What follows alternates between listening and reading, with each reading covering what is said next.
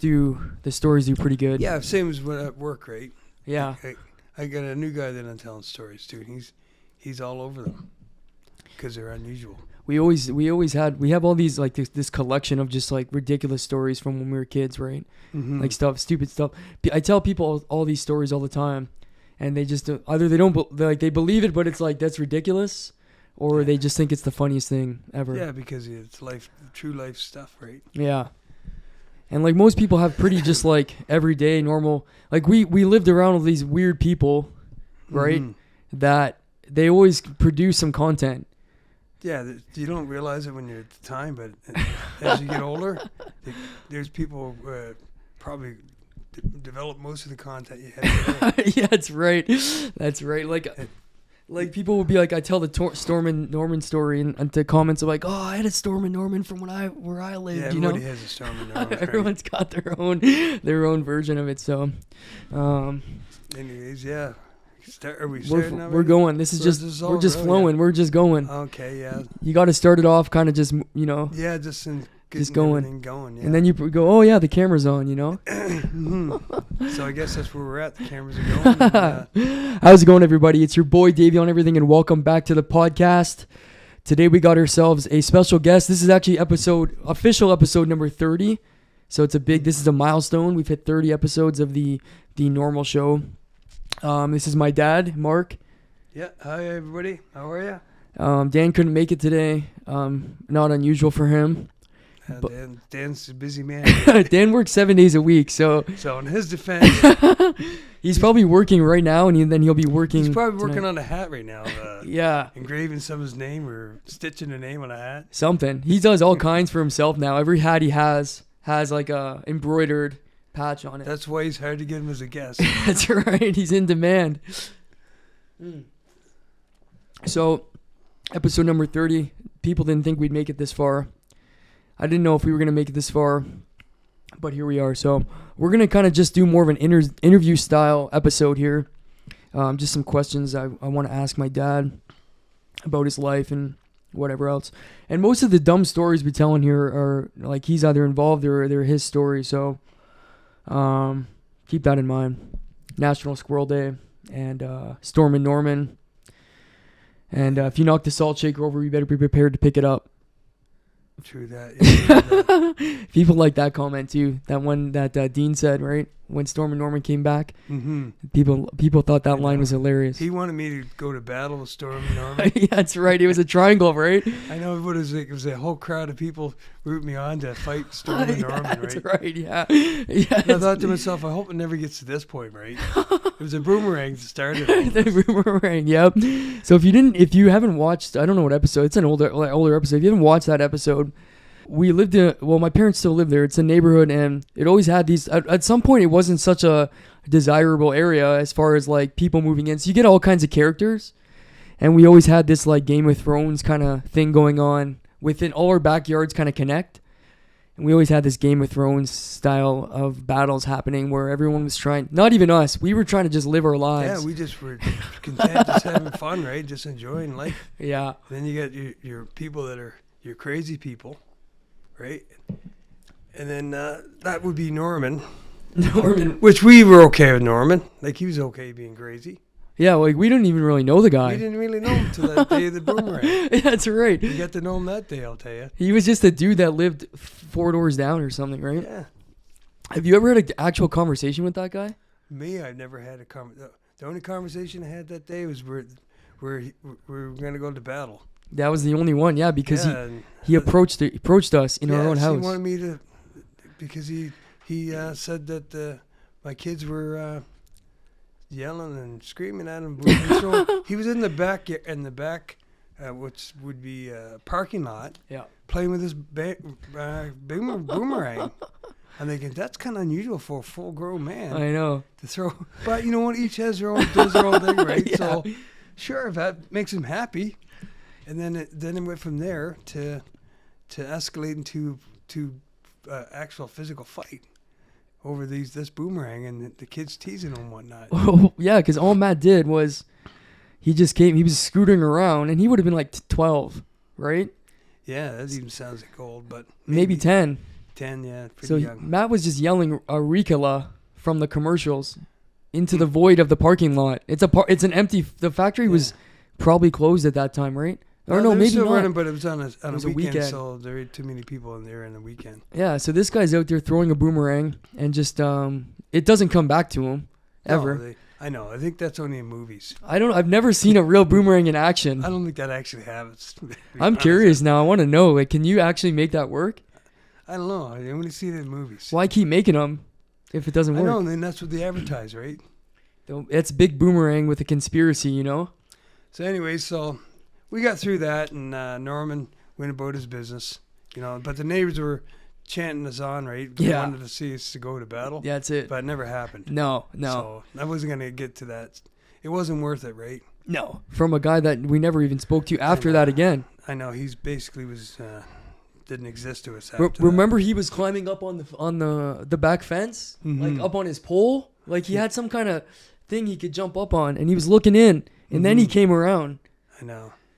But so that put all into that whole situation. But it's been interesting living on Summer Avenue for sure. Yeah, it's been interesting and a great spot to live. Absolutely. It's where we've been there for 36 years, I think now, 36 or 35. But yeah, I've always, since I moved here in '86, I've lived in that that neighborhood my whole life. Yeah. Since '86 to present day. Yeah. Me and my brother came from Alberta. Well, originally we were from Nova Scotia, and then our family were like migrants. So in the fall, our family would go. My forefathers would go to Alberta and harvest grain, and then they come back to their small farms in Falmouth, and then to make extra money. So from generations of people going to Alberta. So when you're just a young boy, your whole thing is that you're going to eventually end up in Alberta and make all kinds of money. Yeah, so that's what that's what your like mindset was when you were, say, 14? Oh, even younger. I wanted at a young age, because I was brought up so poor. I didn't have running water till I was 12. So I always wanted to be a plumber just for the fact that I never not have running water. Right. Right. So it was like a luxury to me. Right? That's right. I've told that on here before too. We've talked about it actually. Yeah. So between that and plumbers always made good money. Yeah. And I never want to be poor again. So it's the best way to do is education through education. Yep. And to go to Alberta. So I used to go to Alberta before I went there during the summer months. I worked at a ranch one year. The cattle? Yeah, a cattle ranch, like 2,000 head of cattle down in the foothills of Alberta. Yeah. And that was an experience. They used to call me a Newfie, right? The stupid Newfie. I go, man, first off, I'm not from Newfoundland. Yeah. And Newfoundlanders aren't stupid. Right? So Yeah. I'm not. So, yeah, that didn't go over very well. So eventually I said to the guy, I was like 16 years old, or 15, I guess. I said, listen, man, how about we do this? We put the boxing gloves on. Yeah. And if you beat me in a boxing match, Yeah. then you can call me a stupid Newfie all summer if you want. That's the deal. That was the deal I made with him, right? And what was his end, or what was your end? My end said, okay, if I beat you, which I really didn't think I would, quite honest. Well, he was an adult man, no? Yeah, he was 22, 23. Yeah. I was like 15. Yeah. But I was willing to take the chance, right? Mm-hmm. So I said, okay, if I beat you, then that would be it. You calling me a stupid Newfoundlander, right? Yeah. So he backed down. I was kind of surprised. Yeah. Expecting to get a good thrashing, right? Yeah. Especially in those days, it wouldn't have like it would have. You guys would have duked it out, and that would have been it. Oh yeah, that would have been it. We'd just settled with Yeah. that, and would have continued on as it was. But yeah, that's what I did. So, and then I'd come home in the fall and go back to school, right, and then Right. continue on. But that's how our family did it for generations. It's kind of crazy. It's almost like the people that come up from like Jamaica to pick tomatoes or strawberries or whatever, right? Yeah. But you're just coming from the East Coast. We used to go to the East Coast, from the East Coast to Alberta or whatever, mostly Alberta. But yeah, that's what we did. So then I thought, yeah, I should be a plumber. And so I went to school to become a plumber. Okay, go ahead. Okay, so anyways, and then so one summer I went out to Edmonton to work as a landscaper. Well, I didn't know what I was going to do. My brother lived out there. Yeah. He was an apprentice welder. So I went and lived with him for the summer, and I didn't know what. I knew I'd get a job doing something. Yeah. So I ended up with this religious cult type of situation. What year was this? I would say that would be 1981, Okay. say. Okay. So I ended up in this religious organization Yeah. laying sod. And I remember the people saying, one day I cursed using the Lord's name in vain. And the guy told me, he comes up to me and said, listen, you can't use the Lord's name in vain, mate. If you want to continue to work for us. They were serious, eh? No, they were serious. They're going to let me go, right? Oh, yeah, you can hit the road, brother. Yeah, if you're going to curse, you're done, right? So I had to kind of watch what I said after that because I needed that job, right? So I worked for them through all summer. It was a hard go. What were you guys like? It was like cutting grass and stuff? Or you No, guys were we're rolling truckload after truckload of sod. So Oh, yeah. you'd be on your knees for like 10 hours a day rolling out sod, right? Yeah. It was a big electric plant. So, yeah. So I got through that summer with them. So I went back. That was when I went to vacation school to become a plumber. So I went back to school, and then I got a phone call from these people. Would you like to come out? We got all this trees that we planted in BC. I go, are you kidding me, man? I'm not going to BC. Oh, hell no. Was it by the tree? You get paid by the tree? I'm not sure. I didn't get that You involved didn't with it. get that far in the interview I process? just told them that I'm destined to be a plumber. So But it was the same Christian people? yeah, the Christian, they were almost like a cult, right? Yeah. I remember, so I went through the 2-year program and passed. There was only, out of a class of 20, there was only 3 graduates. Yeah. Because the other guys were either smoking dope Yeah. or picking magic mushrooms. Oh, yeah. So they were never Nothing was gonna, getting done. they definitely weren't gonna succeed, right? But there's 3 of us that really were interested in doing what we were gonna do for a living. Yeah. Like a long-term Right. investment. But for the rest of them, oh my goodness, they didn't stand a chance. Did most of those guys end up becoming plumbers, or they just moved on? No, I think they made a 2-year program into a 3-year program. Oh, they just they did the victory lap. Yeah, like I'm not sure what happened to the rest of the group, but of the 3, I know they all became plumbers. Yeah. The 3 people that actually pushed through and. One of them was Randy? No, Randy Allen was on another group. He was years at sea. Originally, I was going to become an electrician. Oh, okay. But you need a grade 10 to be an electrician. And you only got grade 9? And I thought that seemed like a long ways away. Yeah, it's a whole year, you know? That's another year. So I thought to become a plumber at that time, you need a grade 9. So I said, well, that's as far as I want to go with my academic type of education and become a plumber. So I was a apprentice at a pretty young age when we both left to go to Alberta. Actually, I was on my way to Alberta. I graduated. I was on my way to Alberta. I said, well, I'll stop in Winnipeg because I got relatives out there. Yep. And then for a week or maybe 2 at best, and then continue on to Edmonton. Right. Anyways, I stopped there for a week. I ended up being there for I think it was 7 months. Anyways, so I got a job in Winnipeg, and then the guy treated me so bad that I put up with it, and then to the point I couldn't put up with it anymore. I've never actually been in jail. Probably never will. But the day that I told this guy off, I physically didn't abuse him, but I verbally did before I left. Because he was throwing hammers and screwdrivers at me and stuff like that, right? That's not... You can't have it. No, but where I came from, the job is everything, so you just tolerate it, right? Yeah. And so, I can remember the day that where I was in a basement in a pile of mud, working on a piece of pipe, and then he came down and accused me of screwing up on a dimension on a shower stall, custom shower stall, which he was the one that screwed up. So anyways, that day I verbally abused him and I left. I went down to the bar. They had, it was happy hour. Uh-huh. So you had free finger food, right? Oh, yeah. Just keep buying beers. Just started having the beers back, eating his finger food, like coated mushrooms and stuff like that. Yeah. You know what I mean? So Contemplate your life going no, forward. I had to reflect on what I was supposed to do in life, right? Yeah. So it was kind of a very a nice day in my life because I was relieved I didn't have to deal with this individual anymore. You were free. Yeah, I was a free man. Like I say, I'd never been in jail. But if I was, I know exactly what a prisoner felt like when they opened those the gates and let them out. Yes, they gave you $10 to get a cab, whatever. Yeah, that's right. You get your cab vouchers. You can go wherever the hell you're going. Yeah. So then that's when you came out to Ontario, no? No, so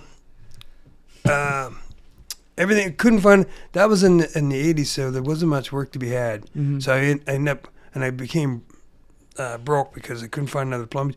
Actually, I sold vacuums for a while. I give that a go. That was an experience on its own.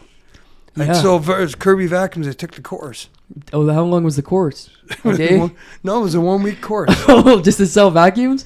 Yeah, because you had to know the components of different vacuums, the sales pitches. Yeah. And I'll tell you, I worked for a religious cult, laying sod. Yeah. They were equally as bad. Oh, yeah? They brainwashed you like you would not believe. Like when we graduated. For your 1 week course, yeah. Go on. When we graduated, we was having this big celebration and party. Oh, my God. They do that every week? Well, I don't know. I was only there for a short time, but yeah, every week they'd have a different batch of people, right? And you're selling these how? Door to door? Door to door, right? So you took the course to pressure people into buying something they can't afford. That's right. Did they have payment plans, or you had the? Yeah, you could do the payment plans, but we prefer cash. Yeah. Right up front. But anyways, they sold me. So before we left with their vacuums. Mm-hmm. We'd have the Wheel of Fortune. They'd spin, right? Yep. Well, first off, we'd have sing the vacuum song, the Kirby vacuum song first, right? Sounds like a cult, yeah. To get everybody motivated, Yeah. and they'd cheer and Do you carry on. remember the song? No, but you can go on YouTube and the it's there? It's still there. The Oh, Kirby wow. vacuum, yeah. You can go on the internet. The Kirby vacuums exist. The Kirby vacuum was like a big brand at the time? Yeah, like that was like the Cadillac of vacuums, Oh, wow. right? Why did they have to push them door to door then? Because That was the way to do it at the time? yeah, because I think I'm not sure why. Because I don't think you could only buy them door to door. Mm. Right, I don't think you could buy them in a regular store. Like Sears didn't have Kirby vacuums? I don't think they did. They had Filter Queens and some other ones, but A couple and Vikings and whatever. But the Kirby. So everybody was. I remember our graduation party. Yeah. Everybody's going on about how much money they're going to make, and so the Wheel of Fortune that day was diamonds. You could win a diamond if you sold so many Kirby's, right? Or a trip to Hawaii.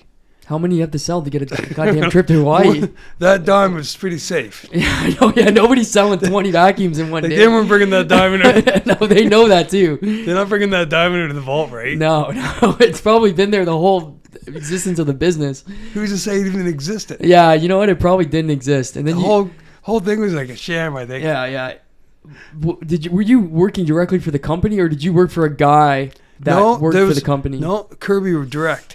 It was Kirby. Okay, I was We thinking. distribute Kirby. So then you got to remember, I didn't have a vehicle at the time, so I was carting this damn vacuum around on Did buses. you only carry one with you? Yeah, you only had the one display one, right? Oh, and then they would ship you, or they would drop it off? Then somebody would come along with a real one. So I had a 2-wheel cart dragging this damn thing. Remember, it's minus 40 Yeah. in Winnipeg, in the middle of wintertime. Yeah. Portage Avenue, hauling this goddamn vacuum. Yeah, that's a nightmare. On and off buses. That sucks. What did you get commission for one vacuum? I don't know, but it wasn't enough to do what I had to do. Oh, yeah. I don't know. I never sold one. Oh, yeah, you didn't even get one. You weren't getting that diamond. You were never going to get that Hawaii trip.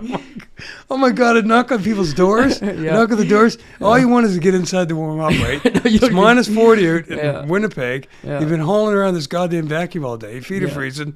I go, man, just let me in. Yeah. Get the fuck off our porch. We don't want your goddamn vacuum. I got one. I know. They scare you off like a bad Yeah. rodent or some freaking thing, right? Like, Yeah. holy Jesus. Anyways, so I did get the couple displays, like demos, I'd say. So you did make a couple dollars if you got a demo, and you could prove that you demoed, right? Yeah. So the first thing is first thing you tell the person or ask the person, do you smoke? Yes. Okay. what is it? How much do you smoke a day or whatever? And so then you do the math and say, well, if you didn't smoke a half a pack of cigarettes, Oh, that's how you could have a vacuum. You Oh drink my coffee. God. Yeah, That's the oldest sales pitch. That's 50 cents a day for that coffee. Yeah. So if you drink coffee or didn't drink coffee, you could afford this vacuum. Yeah. So then you do the demonstration. Then you would say, do you realize most people sleep on a bed of mites? Oh, yeah, scare them now. Scare tactics. And what's mites? So I'll show you what mites are. So you show them little microscopic little, Like a picture? insects. Yeah, picture of them. Huh. They look like, I don't know, dinosaurs or some damn thing. Anyway, so then you do the vacuum, pull the vacuum out, and you have these little sheets around this, right? You throw it down and say, look, this is what you're sleeping on, right? If you own this vacuum, you could eliminate that problem. And the biggest cause of people with respiratory problems is these damn mites. Damn. Skin, the decayed skin that they're consuming. But anyways, so I went on. That didn't last. And it wouldn't make any money at that. So eventually I got to the point. I went on to do a few other things in Winnipeg. I was offloading juju beams at Easter time and Easter eggs into these trains at one of these Kelly service places. But Yeah. anyways, I got to the point. I go, you know what? I'm not going anywhere here. Just odd jobs. I know. I came here to become a journeyman. Then I got desperate. I go, you know what? I think I'm going to join the Army. Oh, man. That's what I should do. Yep. So I went down to the recruiting office, right? And I said to the guy, I said, yeah, I'd like to join the Army. And he says, I said, I want to get in as a tradesperson, right? Oh, we don't have any positions for trade people. All we have is infantry. Oh, yeah. I go, oh, my God. I'm not marching all over the goddamn. I don't want to be a marcher. Yeah. Anyway, so he said, well, how about this? Come back Monday, we do the physical, and then we'll sign you up, right? I said, okay, I guess so. So then I had the weekend to think about it, and I go, hell no, I'm not doing Yeah, you'd be in some base in Newfoundland somewhere, right? Yeah, Christ, I'm not doing that. I had a few drinks in me, and I go, man, I'm not doing that. Yeah, that would have been a mistake, probably. That would have, yeah, a huge mistake. So then I went back in Nova Scotia, and for a short duration of time, I was running a crew of, because I spent my youth in apple trees, right? Right. Pruning apple trees at Charles I. Smith's place. Yep. Anyway, so I had the experience, and there was an orchard of like 2,000 trees, so I had a group of young people. Well, I was young myself. Yep. But of pruning these trees. Yep. So then I did that, and then I thought, oh, you know what? I think I'm not going back to Alberta. I never even made it to Alberta. You didn't get there yet. I didn't get there. I was on the way. Anyways, I ended up. My brother phoned me up and said, Mark, can you come out? And he's having some problems. Okay. So anyways, I went to Alberta, but yeah, it's been pretty.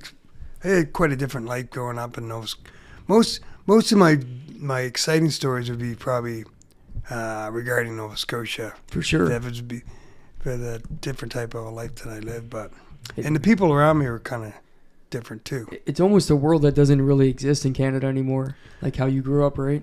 No, that was like in the 80s and 70s, right? Like people don't do that sort of. No. They don't live like that anymore. Like, Even the hitchhiking and the stuff like that, like no one's doing that unless you're like real homeless, you know? I know. People don't hitchhike anymore either. That's how we got. We're cubs, just little cubs. Yeah. So that's how we got to Windsor. It would be like 8 miles away. Yeah. You'd have 10, 11-year-olds hitchhiking to get to Cubs, right? Yeah, like Cub Scouts, right? Yeah, you get your uniform on. You got to get there, right? Yeah. So you just have to. Some guy just grabs you, and you could easily been kidnapped. Oh my God, yeah. There was so much trust in people in those days. Like, yeah, that's right. Then we lived beside a gypsum company, and they used to blast like gypsum every so often. So we were the adventurous type, right? So we put our backpacks on, grab some matches in case you wanted to make a little fire, cook some eggs or whatever. Yep. And then go back to gypsum company into the mines. Mm-hmm. Well, you get out there, and all of a sudden the sirens start going. And that tells you they're going to blast. And Right. it gives you half an hour to find a shelter, right? Yeah. Since they blast. I remember we were pretty close to a blast there once, and they had fallout shelters. Yeah. So we would be like 10, 11 years old, something like that. Run into these fallout shelters, and then you'd hear the ting, ting, the gypsum hitting the fallout shelters, eh? Jesus So if we didn't Christ. have the shelters, for sure, we would have been. Oh, you wouldn't. Yeah, I Blasted. would have. Oh, they probably killed us, right? Oh, for sure. And we're in all kinds of. Like we were never like bad kids, but we Yeah. were in a lot of different stuff going on, right? Well, you just had a lot of freedom. And Yeah. and you're a kid, so you go get into situations, right? You think. Yeah. Well, my mom would, because we fought so much when we were kids. Yeah. It was like a blessing for us, Yeah. for her. Get the hell out of the house. Yeah, the kids would get out and do your thing. So there used to be gypsum trains that run from Warmth Road to Windsor, which would be like 7 miles away, and it'd be going slow enough you could just jump right on it, right? Right. And that'd be a free trip into Windsor. Yeah. Have a little trip into Windsor, right? Would Victor come on these often? Oh, Victor never came on any of It's these just stuff. you and Marshall mostly. Because me and Marshall would grab our machetes and then or pellet guns Yeah. and some food. And sometimes not even food, you just go for the day. And Mother Nature would provide it, right? Yeah. Yeah. Like we'd always had stretchers in her backpacks. Yep. So if you got hungry, you found yourself like a branch with a little V in it. Mm-hmm. 2 of those and some barbed wire, and shoot like 3 or 4 squirrels, and that would be your snack for your lunch, right? So you'd be roasting up squirrels in the Right. A in little the woods. rotisserie, a spit. Yeah. type And of so thing. because we were trappers, we kept the pelts and we sell the pelts in the wintertime to Hudson Bay. Yeah, that's crazy. So it was. I don't know how many squirrels I've had in my life. I ate a lot of squirrels. I don't eat squirrels anymore. No. Different time for sure. I'm kind of past that stage in my life. Had these squirrels, right? You're not that hard up. No, but growing up poor is we had definitely a benefit for sure, because you learned a lot of skills at an early age, building skills, electrical skills. Yep. Stuff that if you had money you'd never have to do, right? No, not at all. Yeah, it was a different lifestyle. Definitely like a big gap from how we grew up to how you grew up, Oh yeah, right? yeah. And everybody around us in the same situations. They really didn't. Yeah. Really didn't notice it. It was just normal. Yeah, because I think only people had running water were the people on the top of the hill, because we lived at the bottom, and it was the craziest thing, because no one had septic tanks, and so all their sewage would run right down the creek, right down the ditch, right in front of you. Oh my God! Even then, why wouldn't they have an outhouse? Yeah, no doubt. No, they didn't care. They're like, fuck it, send it. Yeah, like Put a pipe down to the creek. they didn't. People didn't care. No. I know there was a family that lived beside us. They put a addition on their house. It took them a weekend. Oh yeah. They didn't even take the shingles off the side of the house. Just right over, just Right attached over- right onto it. Yeah, just attached right to the shingles. Right, oh my God!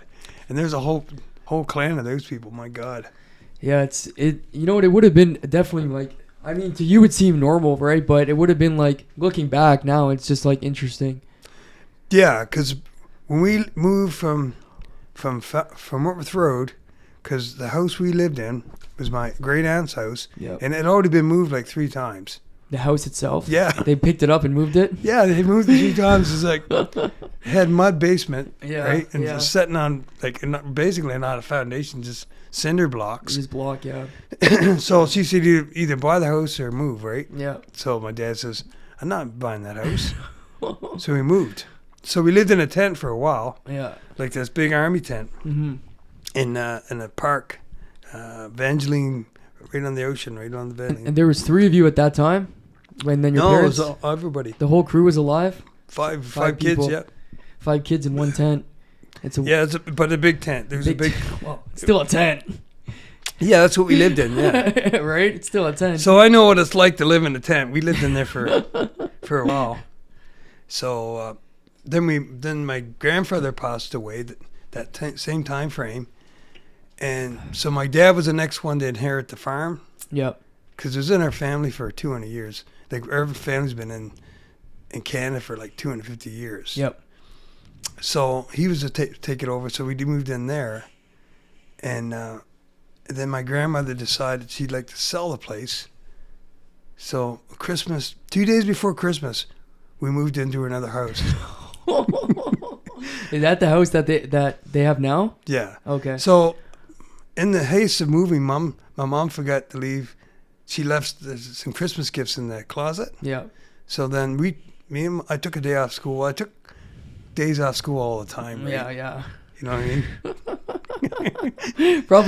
Probably a lot of days off school. Well, I didn't see the value in it, right? I don't blame you because you look around. Oh yeah, it wouldn't have changed anything for me. Right? All these extra days at school. No, you didn't need those. Even then, we walked into that school when we were kids. It was mostly a black school. Yeah. And so we were on the other side. We were the minority. Yeah. And which is fine, but we used to get the crap kicked at us all the time, right? Right. White honkies. Yeah. Anyways, it was a learning experience for me. But we had, because we were poor, most kids had the skidoo pants. Yeah. So when you're sliding down the hill, you can slide quite easily, right? Yeah. But we had those like wool Mennonite pants. Right. And they're warm as hell. Yeah. But they didn't slide very well. No. And then they got wet. They smelled like an old dog, right? Good old, oh my God.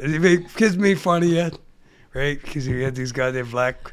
It's funny. It's like, I think most people wouldn't suspect that there would be so many black people, especially in the 70s in Nova Scotia, of all places. Yeah, Nova Scotia probably has because a lot of them escaped slavery. That was where the Underground Railroad ended up, right? Yeah, that was one of the spots that came out was Nova Scotia. And so I don't know if the government gave them land or what the situation was, but they all kind of settled in different locations but as a group, which makes sense. Yeah. Because, if you're from another country and you want to be surrounded by your family. Yeah, for sure. That's why Nova Scotia has a huge black population, yeah. I think most people would be surprised to hear that, actually. I know. Most people should be surprised because the school I went to was 3 Mile Plains, and so there's Pontic Road, which is most all black people. Yeah. Even today, mostly black people, right? Right.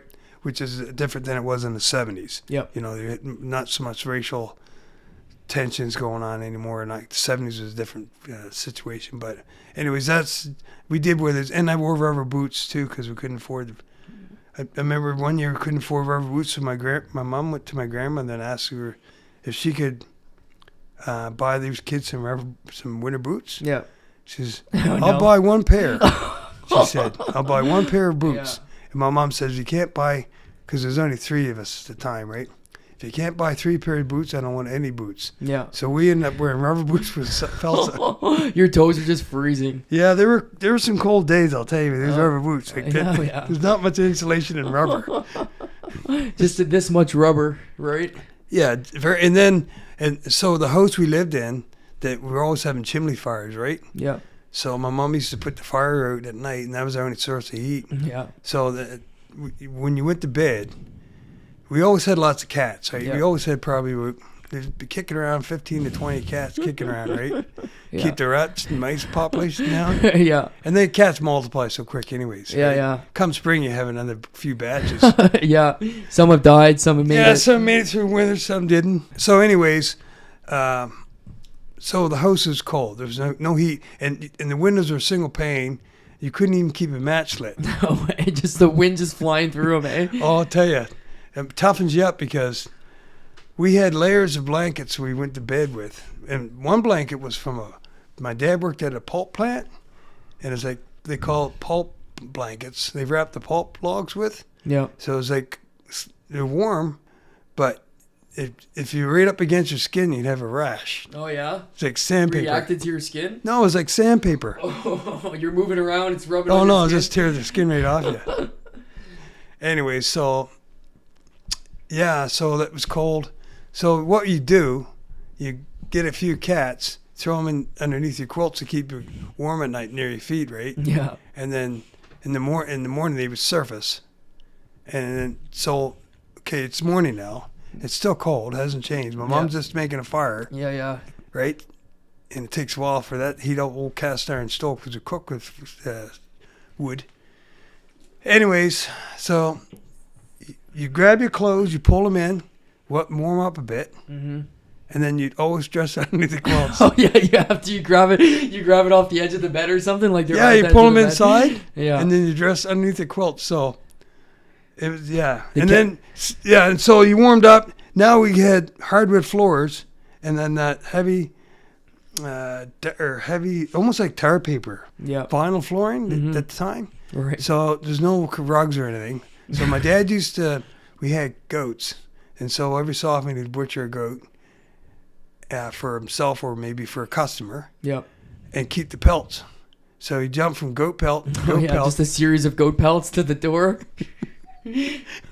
So your feet wouldn't freeze, right? Yeah. It was a big ordeal just to get it, Just to get up. just to get going for the day, right? Yeah. It wasn't easy. Then if you wanted to brush your teeth, because we didn't have running water, there was a hammer beside them. If it was really cold, you take the hammer, smash the ice in the bucket of water, right? Yep. And there was a dipper there, Yep. and you had your drink of water and brush your teeth. And that's how Did you guys have toothpaste? we did have toothpaste. I didn't like using it much. That's probably why I got so many cavities. Yeah. That's why I had when I left home. I had first thing I did when I first got a plan together. I told the guy, I said, "Man, do everything that book will let you do." Yeah. Because I had so many cavities because I didn't like brush my teeth. Yeah. Damn, that's crazy. It's like living in a third world, you know? And this is Canada. Yeah, and you know what? I'm sure. I mean, there's people out there, who, even today, or have it worse than I had. At least that ever. In Nova Scotia? Oh, and sure. There's like you're homeless and whatnot, right? Oh, home. Yeah. But I mean, for families, someone Yeah. is not raising a family like that in Canada. I'm going to say in Nova Scotia, you probably still find them. You got power, at least. You have Yeah, we running had water. power. We had. You would think. I don't think you could live in a. I don't know. Maybe not. With the rules they got now, I don't think you'd be allowed the to. child there's no services one- would be taking the kids. There's no more outhouses, right? Yeah. At least now they would have water. Everyone has water. I would think they'd have. Family-wise, maybe some guy doesn't, but like if you have Yeah, a family, you have to have You water. should have running water, Oh, right? trust me, those kids would show up to school, It's all scurfy. and then they would be like, "All right, someone send an authority How out." come their skin's all dirty, right? Yeah, it's all rashed up and dirty. These kids never showered. Well, the people beside us didn't have running water. The Lunds, and she had 18 kids, that girl. She started having kids when she was 14. That's crazy because And she she went couldn't on- even support them as they were, right? No, and not each kid had a different dad, but there was a lot of different dads there. Damn. And, yeah, the Lunds. And they had a big boar pig that lived right in the basement. He just hung out in the basement, Yeah, in the morning, Rita would let him out. And going around the yard. yeah, he'd come right over to our place. Oh, right yeah. Well, yeah, there's no fences. You just walk to the next Yeah. one. Yeah, so that's what they did. They had a big boar pig, yeah. So, And I'm assuming like the welfare system wasn't what it is now. Like there's no big safety net to help people, right? the welfare system existed because there was a lot of people on welfare. But like, would you get money per kid type of thing, or you just got a general? No, I think you got so much per, but it didn't pay very well, right? Not enough to keep the 18 kids. They Yeah, gotta cut Timmy. you off eventually, right? You can't have 18 kids worth of child support or welfare. Well, right? what happened there? Because Rita wanted a new house, Yeah. because the house she got, she was a bootlegger, so that's how she made her money between that and welfare. Yeah. She sold beer, and then so she didn't like that place anymore. And this is what the story went originally. Yeah. She didn't like it. She found herself a sugar daddy, Okay. right? Which would be To tough to support do. her. Would have been tough to do. No, she was nothing to look at. I'll tell you. Oh yeah, so she really put into work to get that. I don't know how she even sugar. She found this. Well, the one guy, he had a plate in his head. He got shot in the Second World War. One of her boyfriends. Yeah. So he said on his birthday, he'd like to have a cake made, but real vanilla. Like just put some alcohol in that cake. Yep. So the girls did, and he got drunk, and they had a bus, an old bus that didn't work right beside their house. Mm-hmm. So Rita threw him out in that bus overnight, and he got frostbite. Holy He ended shit. up losing a toe. She screwed him big time. Yeah, gangrene said he ended up like losing a toe. This Raymond Peach, his name was. He had a plate in his head. Yeah. So that'd have been hellish. Right, he got shot in the Second World War. So, anyways, that was one of the boyfriends, her husbands, her fathers, or whatever. But yeah, so the story went around that Rita wanted another house, Yeah. and welfare wasn't going to help her out. She says, "You know what? Piss on this. I'm going to burn my house down." Oh yeah. So she did. So that was the story. So years later, I'm talking to the daughter, and the real story was because Rita moved on to this new sugar daddy, right? Yep. Left the two kids to fend for themselves. Oh, the oldest ones, I hope, at least. No, they weren't oldest. There's a couple. Pick two in the middle, and you're done, brother. I almost say they were the youngest ones. But she had to take care of them the most. Like, sorry, man, we don't have the time.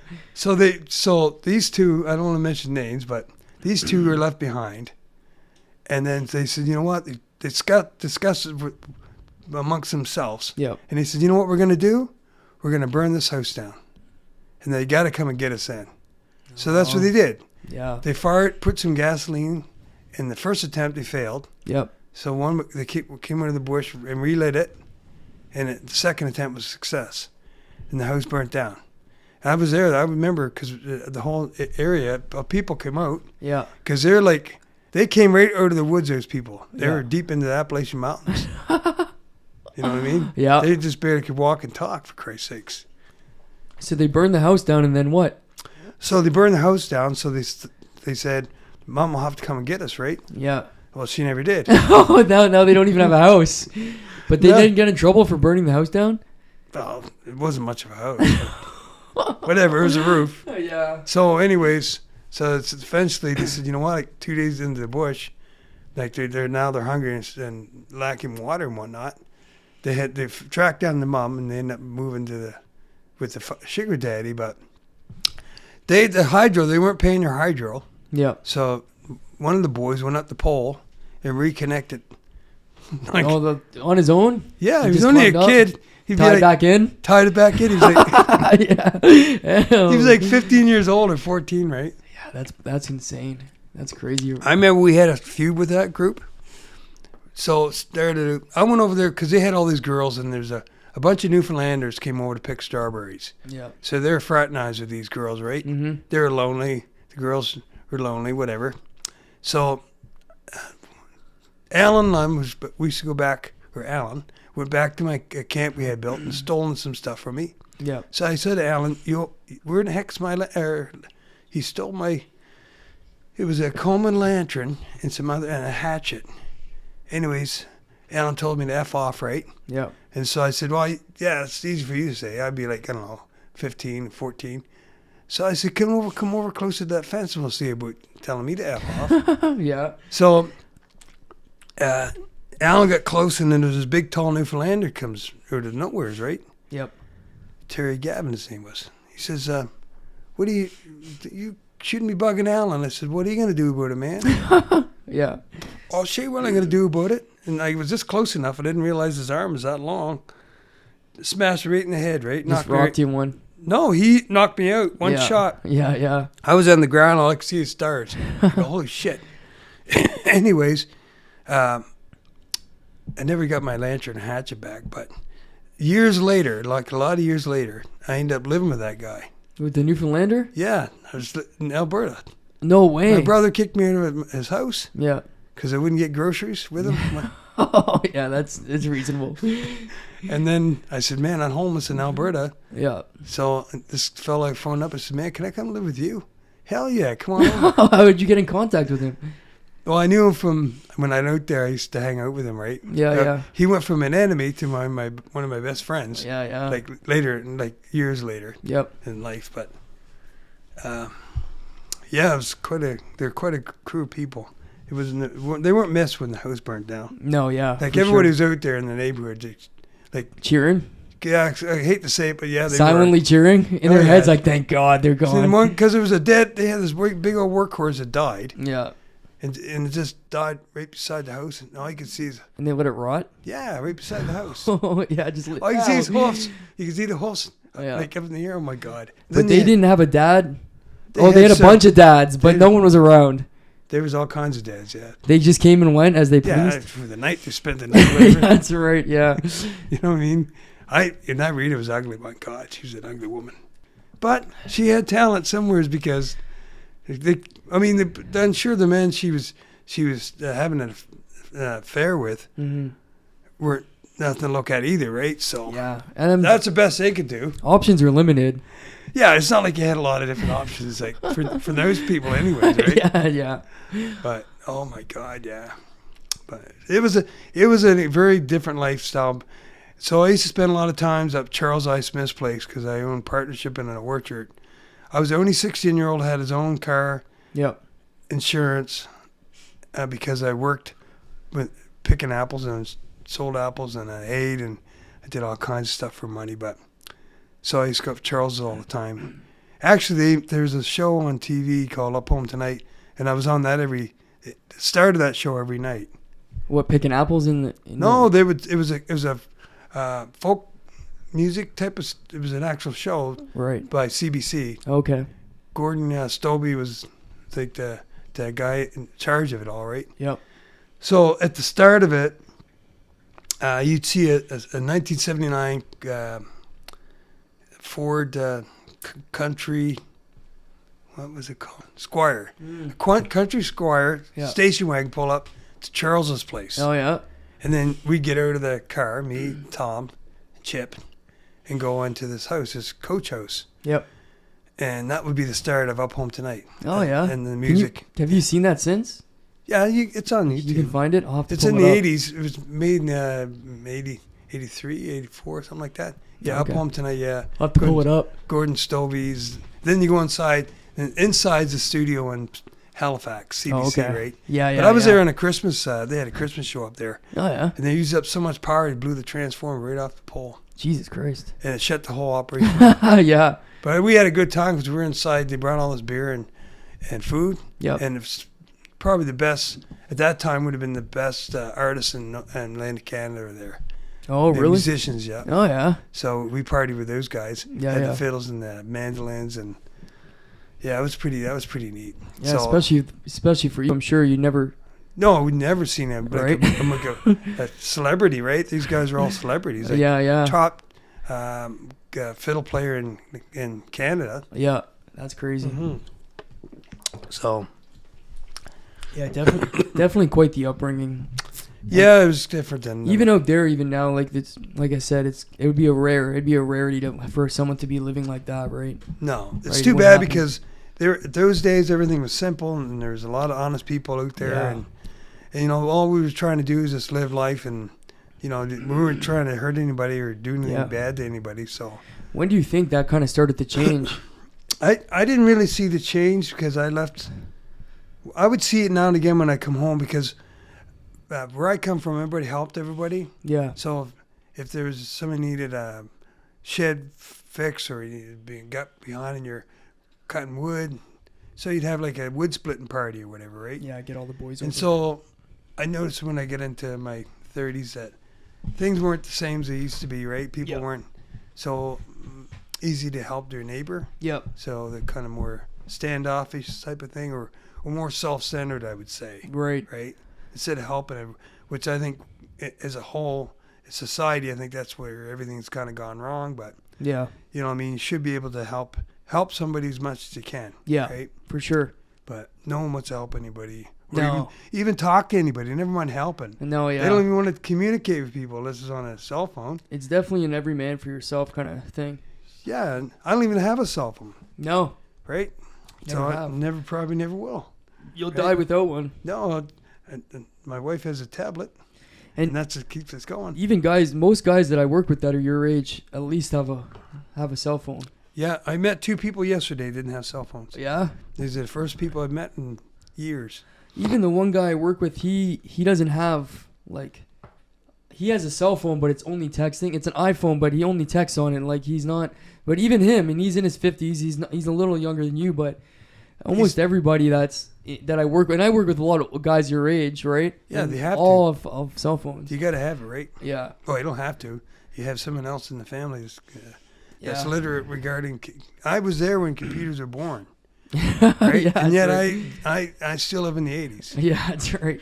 right? No, So that's a topic that we talk about quite a bit, Dan and I. There's definitely something to that. I mean, I always say like if I made millions today, I'd get off all of it. You know what I mean? Yeah. I like to do this, so I would be tempted to keep Instagram and stuff, but like I wouldn't have this. You know no, what I there's mean? nothing wrong with the technology. Like it's got a lot of good things going for it too. Yeah. It's not all negative, but people get informed if you need to know something. How do I fix that wash machine? True. Hell, man, I just go on YouTube. Yeah. Right? Yeah. There's a guy shows up with a screwdriver and a... Yeah. You know what I mean? Yeah, that's right. I think the problem is, like, it's nice to have Google and YouTube and Spotify for music, because the music is so accessible. On this, I have every song with a click. But it's the doom scrolling where you just get caught up in these, like, you click the thing and next thing you know you're scrolling and scrolling and scrolling and then it's, you look up and it's like your eyes are tweaked and it's an hour later and you're like you think you killed 5 minutes. I know that's a problem because people go out as a group. Yeah. I think it's your cell phone. People go out as a family and you see them at a restaurant and it brings a tear to my eye, I swear to God. For sure. When you see a mother and a father and 2 kids and everybody's got a cell phone, instead of talking about what they're doing or, knowing what's going on in their lives, everybody's got their eyes glued on that stupid cell phone or tablet, right? Yep. And that's where the problem. That's why you don't have communities like Falmouth and other communities across Canada. For sure. That they don't have that close-knit social things. Plus, in my day, we used to have dances like once a month. You'd have a dance at the community center. Yep. And so that would give you a chance to socialize with everybody in the neighborhood, right? So yeah. That's all gone. I never see anything. Even when I was a kid, once a month I would go to the much dances, right? And we do that every month. I don't think that kind of thing exists anymore. I don't think that's it because people ruined it with their violence and whatnot, and then it's a liability.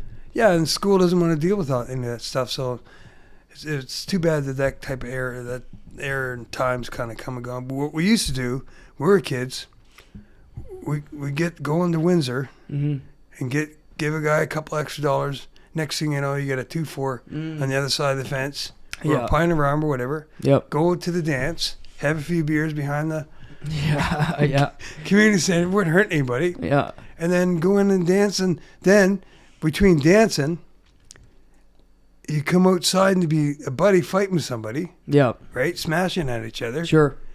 And then the next day they're buddies anyways, but they're all got black eyes and whatnot. Yeah. So that would be free entertainment, right? Absolutely. I remember one time I was like 12 years old, I guess. And we're all in Bobby Benedick's car. He had a 76 Comet 2-door. And drinking beer. Bobby's in the front listening to a 8-track player music. We was at a dance. Anyways, we're all sipping on beers, and then somebody goes, "Oh, I think that's an RCMP cruiser." So everybody jumps out, but I get caught up in I couldn't escape, right? Yeah. So I said, "Okay, I guess I'm here now, right?" So I put the beer underneath my arm, and then the cop gets out of the cruiser and says, "You guys been drinking tonight?" "No, officer, we've been good." He says, "Son, would you mind getting come out of that car?" So I come out and I had the beer under my arm. So I had to come out of my arm. He said, "No." He says, "What do you got under your arm there?" Yeah, like he can't tell, right? Yeah. I go, "Yeah, it's just a beer, man." I'd be 12, I guess. And he goes, "Oh, okay. Who did you get the?" And before this, Bobby Bendick told me, he says, "If they ask where you got the beer, tell them I gave it to you." I go, "Really? Okay." Okay, so Bobby was like 16 anyways, right? Yeah. He wasn't like he was an adult. Yeah. I didn't realize. Anyways, so they said, "Bob Bendick." Bob Good looks at me like he was, "What? Did you just tell him I just gave him the beer?" Yeah, he told me to. You told me to, man. So anyways, he puts me in the back of the cruiser and asked me a bunch of questions.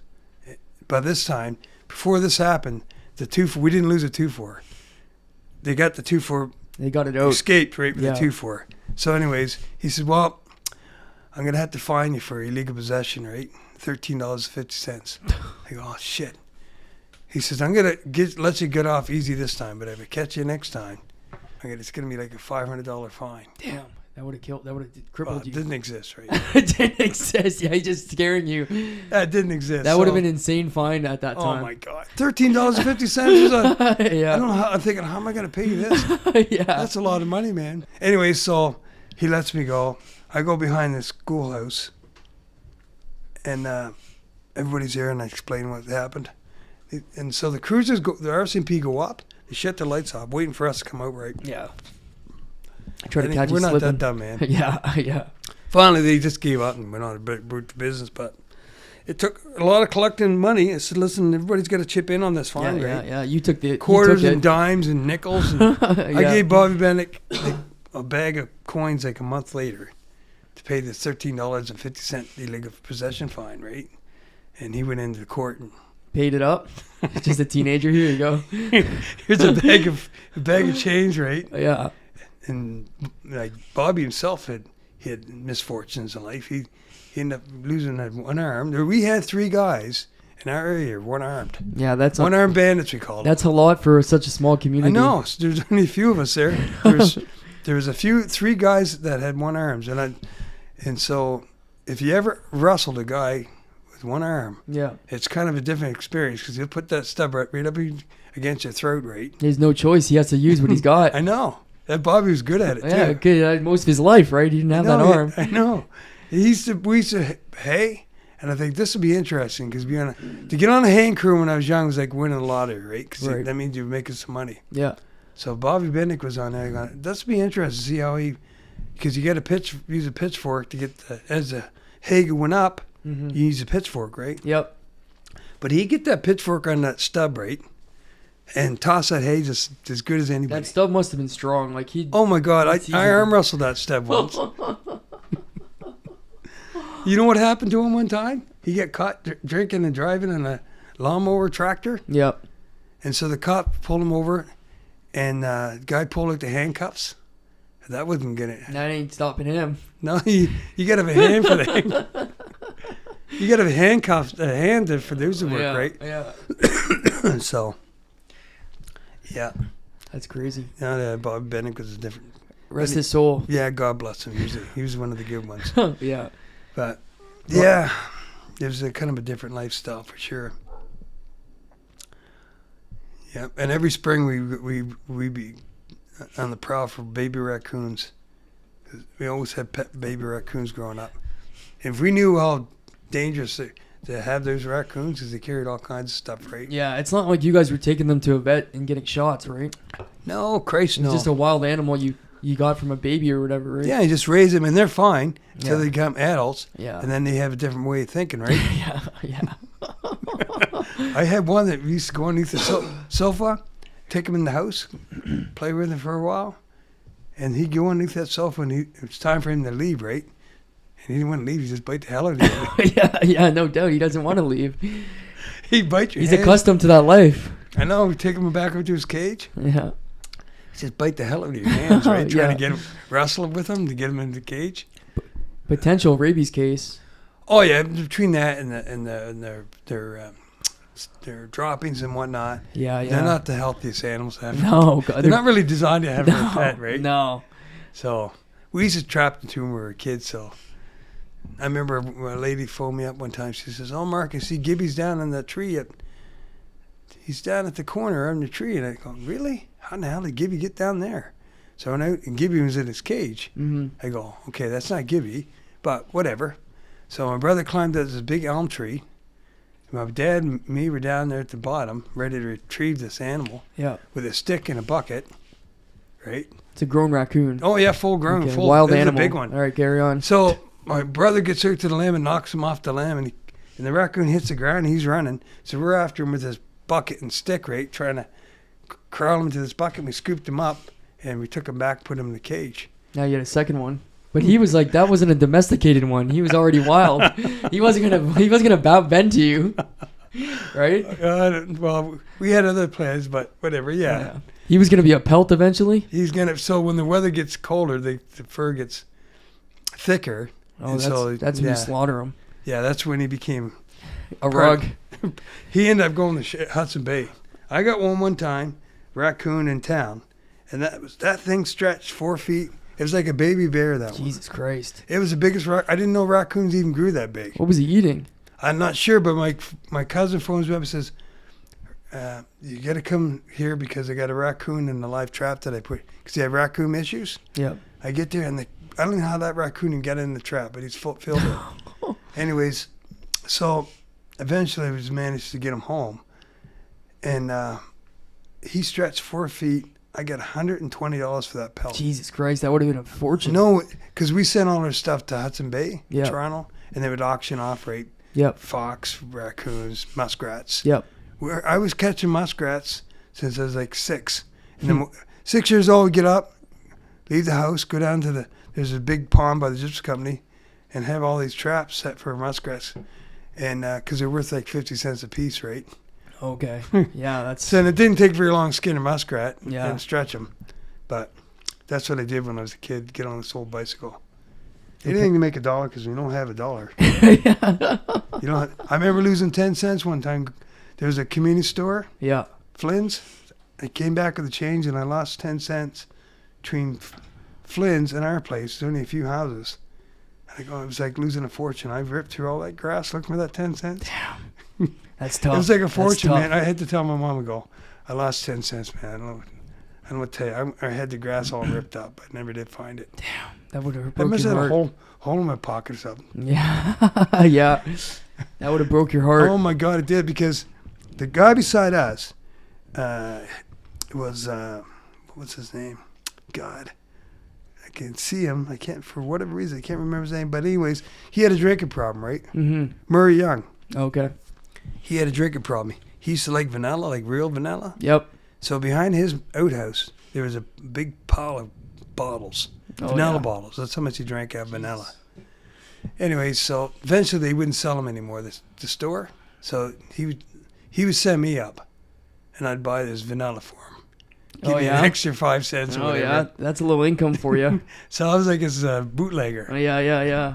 That's funny. And I remember he was drunk one time. He burned his house down because he was trying to get some insurance money. Yeah. Burned his house down. Anyways, it never came through. They caught him. It was obviously it was arson. Now he just doesn't even have a house. No, he's got this old trailer he's living in. And anyways, he was drunk all the time. I never seen him sober. Anyways, we were having a barbecue, like an open pit barbecue thing. And Murray's up there and he says, "Hey, Mark, come on up here." "What's up, Murray?" "If you go down and get one of those hot dogs for me, I'll give you like 50 cents. I go, "Oh, really? Okay." He said, "Run it through the garden." Run it through the garden? I don't know what the hell does that mean. So I talked to my mom, and she says, I said, "Murray wants a hot dog, and he told me to run it through the garden." I go, "What does that mean?" "Oh, that means he wants everything on Oh, it." he wants the works. Oh, yeah. Jesus Christ. So anyways, I went down, and I got him the hot dog, put it on a bun, ran it through the garden. And I brought it up, I said, "Yeah, here's your hot dog, Murray." So I go to hand it to Murray, and it dropped on he purposely dropped it on the ground, right? Oh, because he was still going to eat it. Well, he didn't want to pay for it, He right? didn't want to pay. Yeah, exactly. Didn't have the 50 cents. Yeah, yeah. He did, but he still can eat that hot dog. Oh, hell yeah. I go, "Murray, just drop that hot dog." He says, "Well, I'm not paying for it now." Yeah, yeah. You walk away, he picks it up, right? He does. He knocks the gravel off it. Yeah, yeah. What a guy, eh? He What a ate con the- man. He ate the hot dog. I seen him eat it. He son of a bitch. He just bought the guy a hot dog. He just got a free hot dog. But he had it when he burned his house down. He said, "Mark, come up, give me a hand with this furniture." It was in the fire, right? Yeah. So we drug it out of the house, and he says, "I'll give you half of what this furniture sells for." Isn't it charred up? It had some smoke stains. Some other stuff we drug out, Yeah. put on the side. Anyways, it was a fire sale, right? So it had a big sign, "Fire sale." Yeah. And then fire sale half price, and then it went down to. So I said to Murray, I said, "Man, I wouldn't have that furniture that close to the curb, right?" Yeah. That's looking like garbage. And it looks like garbage. I know. So anyways, one day he comes out and the furniture's all gone. He's all pissed now, right? He says, "Mark, somebody stole all my furniture." "Really?" I think you garbage me. Yeah, that truck picked it up earlier, I think, brother. It's Thursday, you know? It's garbage day. He lost his the garbage took his furniture, right? Oh my God. We were surrounded by, my whole life I was surrounded by alcoholics, so. It's funny because it's just like this grown man that's just like interacting with this child all the time, getting him to get hot dogs. And, "Hey, help me sell my burnt furniture." I know he's taught me how to run a lawnmower too. Yeah. I used to mow his lawn. What did happen to that guy? How old did he make it to? You know what? It was amazing because eventually his mother passed away, and then he spent a lot of winters in that trailer. And that was just an ordinary camper trailer, right? No insulation. Yeah. There's no way he should have survived it, but he did. And he drank. He was an alcoholic the other day. Threw him in a pine box. Jeez. And I seen him. He managed to get into Windsor because this is Wortworth Road, and at like one of those, like a nursing home type of deals. Yeah. And he I think he got into his 70s. That's good. I know, for what his lifestyle was. There's no way that man should have made it in his 60s, never mind 70s. No. Murray Young, yeah. Yeah, because even think about how you live, but think about even the generation before you, right? Would have had even less probably, no? Yeah, well, yeah, probably less. My dad had running water when he was growing up, so. That's true, but they had the farm at the time, right? Yeah, the farm but they had less. Not much less than me. I would say we were pretty well stuck in. You were stuck in there that time. That generation, we were pretty well there. Yeah, yeah. Oh, but there was a lot of alcoholics. I remember there was a guy down the road who used to deliver apples for us. What was his name? I said Uncle Archie. I called him Uncle Archie. He was our apple delivery guy, right? Yeah. Give him a couple dollars. He'd take your apples into Sobeys or whatever. Anyways, so every day that man drank a pint of rum. Black Cap Morgan on the way home from Windsor to Falmouth, which is like, I don't know, 20 minutes the best. He fired the whole thing back? Yeah, he drank the whole thing before he made it home. Man, he'd be twisted by the time he got back. So, and then he would start drinking some more Cap Morgan. Uncle Archie, yeah. Uncle Archie, he would drink, then he would drink, had a 40 ounce of Captain Morgan. Actually had a dog named Captain Morgan. That's his dog's name. That's how much he loved the liquor. He did like Captain. That was his favorite. So, I remember one time I was down at Uncle Archie's place having a drink, and he says, "Mark, I'll give you $10 if you climb that tree."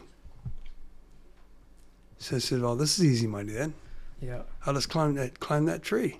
So I did. I climbed the tree, and then he sicked his dog on me. Captain, bite that. Just for entertainment. And it was a 3-legged dog. Oh yeah. Why did he do that? Because it was funny. Yeah, because he found it funny. So the dog was able to climb that tree. He had me right out on a limb. Jesus Christ. Biting That's not the first time Uncle Archie's done that to a kid. Oh, no. I know. I can tell. Uncle the dog's been up that tree before. Oh, he's got him trained, right? Did you get the $10? No, I never got the $10. So I said, Uncle Archie, get the dog off me, get Captain off me. So the dog came down. And so I'm swinging on the branch to climb down, swinging, and they're just going to jump. Yeah. And then Uncle Archie sicked Captain Morgan on me again. His dog bit into my leg, ripped my new corduroys. Like I had a corduroys I just got for school. Yep. And then I said, "Well, you owe me a new pair of corduroys." No, you're not getting those. I wasn't getting corduroys. So I ran out of gas one time. I stopped at Uncle Archie's. I said, he was outside in his tent drinking Captain Morgan, and he was drunk. I said, do you have some gas? And I had gas. Yeah, I get some mixed gas, but just a minute. So I'm standing in front of him, and I go, "A minute, what are you talking about, man?" So then I look down. I've heard something. I looked down, and he was pissing himself. Yeah. He thought he had everything, all his gear out. Yeah. But it wasn't. He was just wasted. He was that wasted. He thought he had Jesus Christ. His gear out, and then his whole leg was full of piss. Did you get the gas? Yeah, I got my gas. All the shenanigans of the people I met in my lifetime, it's like I could go on and on and on for. Oh yeah, endless stories. It just goes on. Lifetime of different things, right? But damn. Yeah, it's been. I miss old Uncle Archie. He'd tell the same stories over and over again. Yeah, I bet. Because Nova Scotians are known for their storytelling. Yeah, yeah. That's what we do. Yeah. Well, Newfoundlanders are too. Yeah. Maritimes as a whole. Yeah. Are storytellers, right? It's in their blood to. You got a lot of personalities, right? A lot of people. Yeah, there's a lot of different. There is. There's a lot, and the thing is, with some people that never got past their grade 6 or 7 education, like my grandfather got his grade 3. Yeah, that's as far as he went. That's all he needed. He went on to own 2 houses and his own plumbing business. Yeah, and a sheet metal guy, right? Yeah, yeah. Like he did everything, but he struggled to do his name, to write his name down, because I guess by grade 3 you learn how to write your name. Yeah. I'm thinking you do. For sure you would know to spell. At least should be able to spell some words by the time of grade 3. But he got into a fight with his teacher, And he said, piss on this. That's I'm it. out. I'm gone. I'm out of here. Never see him again. Never, just quit and get into the trade, right? Yeah, that's cool. That's a better time. No, that's the perfect time to get in the trade. Yeah, he's only 9. 9 years old, you get all those years. You're a journeyman. By the time you're 15, you're a journeyman, right? Yeah. Oh my God.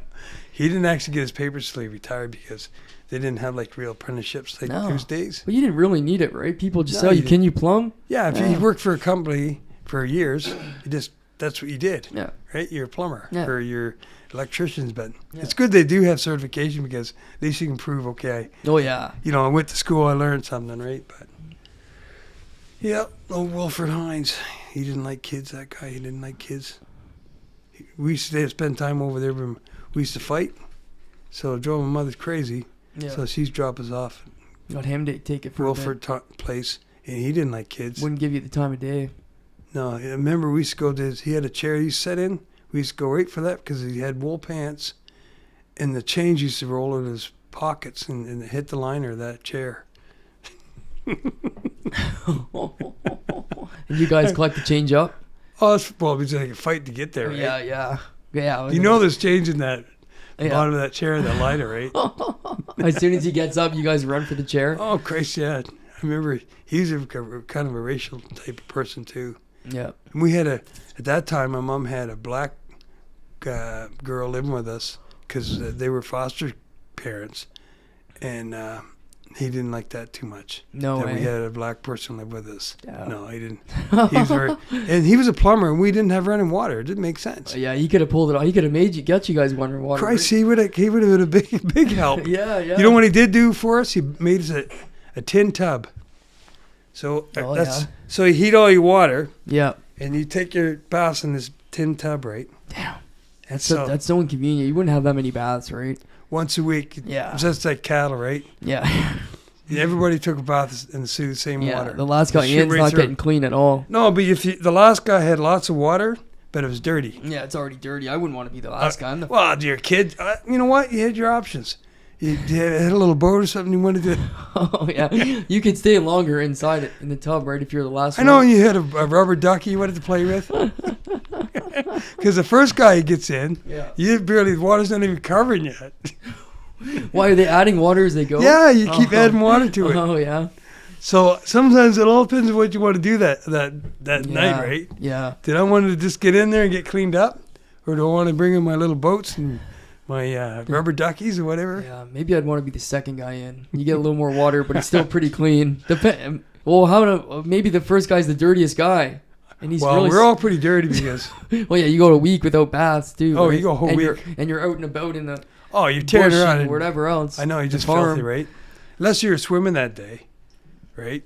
In summertime, you hardly have the bath. No, yeah, you just hit because you got the lakes, right, or creek ponds or whatever creeks. Yeah, you never because there's a lot of work involved. You heat all the water on a wood stove, haul the water, heat it, pour it in, and get rid of the water. Yeah, because you get the tub's like a big tub. Yeah, the tub's inside, obviously. Yeah, it's indoors.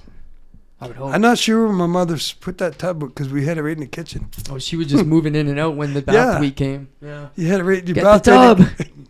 Okay, kids, it's bath night. Haul out this big tub from wherever, and right in the kitchen. That's where you scrubbed up. But you guys had some kind of manual well or something? There was a community tap. Oh, I see. Yeah. Everybody in the community used the same tap. Yeah. I remember one time because when I was younger, I think it was the outhouse that scared me because I've seen a rat one time in there. Yeah, that would do it. Anyways, so I was always shitting my pants.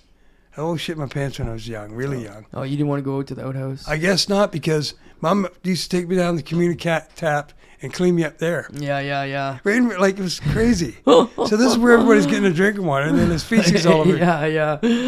That's insane. It is like living in Africa or something. Feces all over the place, right? Yeah. That's crazy. Anyways, after a while, I got to the point that I was okay with it. Yeah, you figured it out. Like, I can't do this every day. Every time. I can't be down that community tap all the time, right? Yeah, we're rinsing you out, right? Clean them up. Yeah, it's clean up time. Oh, yeah, Mark shit his pants again. Yeah. Anyways. Oh, my God. Damn. Just a little bit of insight into that world, though. And I'm telling you, people I don't think a lot of people kind of Like growing up in Canada, you just don't think people ever live like that in the last 40 years. No, because I tell stories. I've been telling stories all my life about my life, and because I know them so well, I could see someone years later, and they would know the story as well as I do. Yeah.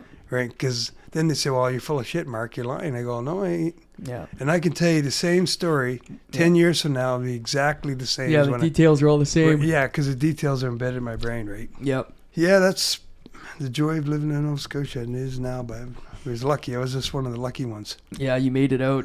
And I that's another thing I say all the time is like people are complaining, and people that grow up like we grew up, we went to school and we had all the opportunities in the world, and then they're just bumming around. And like at 15 years old, you were heading across the country trying to make it. Yep. And people don't even want to go down the street to work now. I know. You know what I mean? So it's like there's no excuses for anybody, I don't think, anyways. Well, you learned at an early age that if you want to succeed, you can't just wait for opportunity. Yeah. You have to make your own opportunity, right? Yeah, absolutely. So if you come from nothing, then if you want to be successful, you have to put a lot of effort into it, right? Yeah. So I never wanted to not be successful, so I put everything I have into it. Yeah. And still do today. For sure. Right? Well, yeah, the struggle kind of builds you, right? Yeah, because I know what it's like to be poor, and I didn't want that for my family. So to avoid that, you just work hard. Yeah. And you get educated. Like I got a welder and a plumber. Mm-hmm. I mean, and did work as a millwright and electrical stuff. Ironwork. Yeah, ironworker and whatever job that it had to do. Yeah. That's what I had to do. But yeah. That's what I think. I think today, instead of having kids volunteer to do stuff at stores and that, ship them out to a farm, man. Yeah. The thing is, like, nobody's parents would approve of it, right? I know. Although it would be good for them. No, it should be mandatory. You have to spend a whole summer on a farm running equipment, shoveling cow shit, or whatever, feeding chickens or whatever you have to do, right? Whatever that farm does, picking weeds. Yeah. Like I spent weeks picking rocks off pastures. Yep. You know what I mean? Shit like that. And the kids that you can tell there's like two type of kids I work with. Kids that grew up in the country that they did do that. Like not to the extent you were. Obviously they had a little bit easier. Yeah, things are a little easier now. But they're out working from dawn to dusk type of thing. And then I got the kids that, people that I went to high school with that grew up in the a subdivision somewhere, and when they come together to work, you can tell the difference between the kids that grew up in the subdivision that want to be the work ethic is like night and day. It's different. You don't have an option. You don't have that option to just kind of hang out today. Oh, Mom, I'm just gonna play video games today. Yeah. Hell, you aren't. You got goddamn. You got stuff you got to do, man. Yeah. I remember one time because I hated. At the end of the school year, the slab truck would come every year, and slabs are like when they make lumber, they cut the bark off, and that's slabs. So we used to make slab wood with our hardwood because it burnt better. Anyways, so every year, kids would get their bicycles and their baseball or mitts or whatever for graduating school. Yep. And we would see that slab truck pull in, and like, oh my God, last day of school, we're piling wood now. Yeah. First friggin' day off of school. Yep. So we said, you know what? We got pissed one time. Said, you know what? Screw that. We spent a whole day, three of us, piling wood right in the path to the barn for my dad's path. Oh, yeah. So I said, well, we'll fix him. So that's what we did. Yeah. 3 layers in, a whole day of hard work. He had stuff for the pig feed in buckets. He walked through that pile like it wasn't even there. Oh, yeah, I didn't give a shit. He's like, I'm not letting these kids get the best of me. No, so we learned that day. That was a whole day. Yeah, he just blew it, just burned it. We burned a whole day. The next time we piled wood, we piled it where it's supposed to be, not. Yeah. That's funny. Just walked through a day. Oh, no, he was like, screw you guys. That could stop me, right? But, yeah, that's pretty well. It's pretty well. Well, I do have more stories, but we'll get you on for a part 2. Maybe yeah, Dan we'll do can another join part us. because, I mean, I don't want to use up all my stories in one shot session, right? But I could go on and on and on about different stories that I. Yeah. But I mean, I don't know. Your audience might get kind of bored anyway. No, you don't want to lose them. This is just already the longest episode we've ever had. You don't want to lose. You don't want to lose the interest. I don't want to bore anybody with anymore. No, we'll have to get part 2 and get Dan on with us. Yeah, get Dan along. You know what I'm I mean? sure he's got a few skeletons in his closet, so whatever. Yeah. I'd hope so because, I mean, not bad skeletons, Mhm. but stories that people should hear and you know what I mean, his life and whatnot. Yeah, for sure. Dan had a period in his life. He had an interesting life. Oh, Dan has some, he's got some good stories in him. for sure, right? for sure. He'd be a good guest, but we don't use them all up in one shot. No, exactly. So we'll do a little outro here, and then yeah, that's the episode. So, I don't know. Did I plug the sponsor ahead of time? You didn't do the sponsor. I didn't get it all the way. I kind of got it halfway. I know out. you should actually, because Yeah. it's quite important. I already blew that it. The sponsors are made known because they're the ones that actually paying for all this time. That's why and we're the here. equipment and whatnot.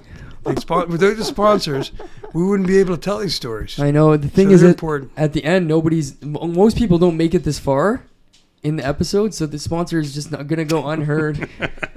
Well, we hope that we entertain. We hope this episode entertained some people and kind of brought everything to light to what growing up in Nova Scotia in the 80s and 70s were like. Yeah, Or I guess even 60s. the 60s, 80s. Yeah, 60s to 80s type of.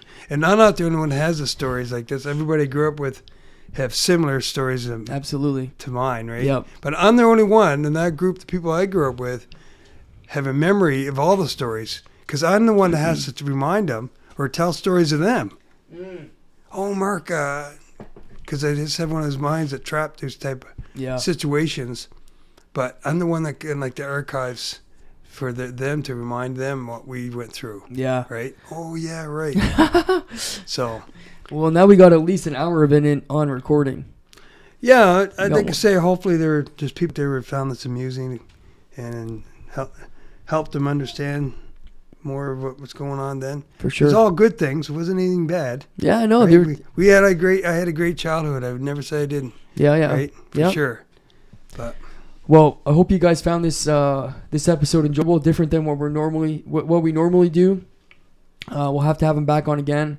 For now, go ahead and check out our sponsor, www.brokenglasssupply.ca. Go buy some stuff, free shipping over $50. Until next time, I'm Davey on everything. and Mark, the guest. This is our guest, Mark, my dad. And we'll see you guys on the next episode. Yeah, have a nice evening. Take it easy. Bye.